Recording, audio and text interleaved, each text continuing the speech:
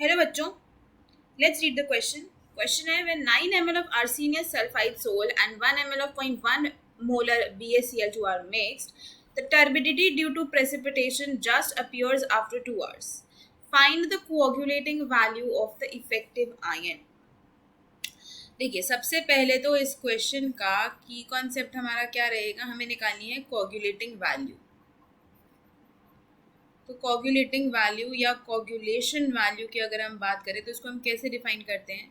हम इसको डिफाइन करते हैं as the number of millimoles of an electrolyte required to coagulate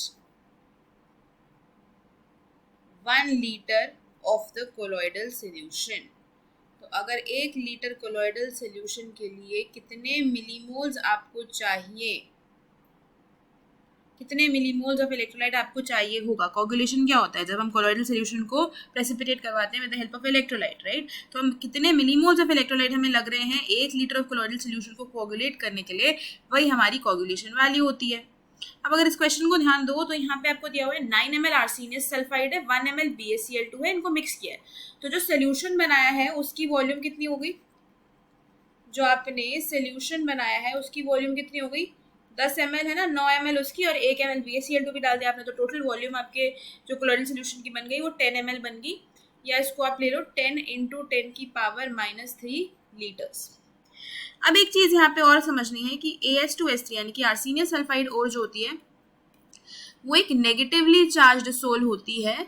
negatively charged होती है क्योंकि यहाँ पे सल्फाइड आयन यानी कि S2- आयन जो है वो एब्जॉर्ब हो जाता है AS2S3 की सरफेस पे, जो उसको नेगेटिवली चार्ज बना देता है। तो अगर आपको इसको कोगुलेट करवाना है तो आपको पॉजिटिव आयन चाहिए होगा, यानी कि BaCl2 में से आपको Ba+2 आयन की जरूरत पड़ेगी इसको कोगुलेट करवाने के लिए।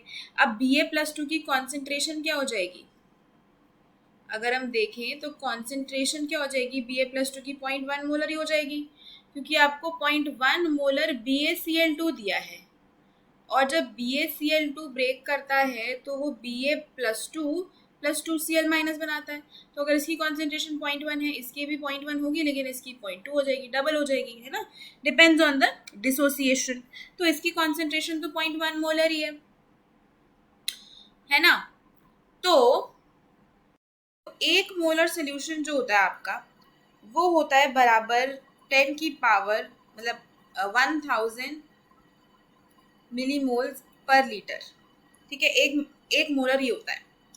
तो 0.1 मोलर की अगर बात करूं तो इसमें मतलब 100 मिलीमोल्स होंगे पर लीटर। वॉल्यूम ऑफ सोल्यूशन है 10 × 10⁻³ तो आप ये कह सकते हो कि 10 × 10⁻³ लीटर ऑफ सोल्यूशन को कितने मिलीमोल्स चाहिए? 100 मिलीमोल्स, है ना? अब हमें निकालना क्या है कि कितने मिलीमोल्स की जरूरत पड़ेगी अगर 1 लीटर को कोगुलेट कर रहे हैं तो। और अब अगर मैं यहाँ पे ले लूँ 1 लीटर सोल्यूशन, तो 1 लीटर सोल्यूशन के लिए क्या आ जाएगा? 100 डिवाइडेड बाय 10 × 10⁻³ मतलब ये आ जाएगा 100 × 1000, मतलब ये 10⁻³ ऊपर चलेगा, 10 नीचे बच गया, तो आपके पास बचा कितना? ये 10⁻⁴। तो यही आपकी कोगुलेशन वैल्यू हो जाएगी। बेसिकली हमारी जो कोगुलेटिंग वैल्यू आई है वो आई है 10⁻⁴ मिलीमोल्स पर लीटर। तो इतने मिलीमोल्स आपको लगेंगे इस इलेक्ट्रोलाइट के इस कोलोइडल सॉल्यूशन को कोगुलेट करने के लिए। तो यही हमारा कोगुलेटिंग वैल्यू हो जाएगी और यही हमारा आंसर हो जाएगा। Hope you understood it well. Best of luck.